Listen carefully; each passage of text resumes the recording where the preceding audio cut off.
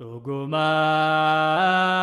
haadha Waaqayyoo waan jedhamteef gammadi, yaa fayyistuu waan gammadi.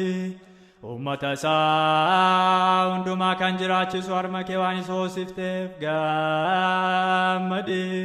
Haadha dhugoomtotaa hundaa yaa qulqulleetti gammadi.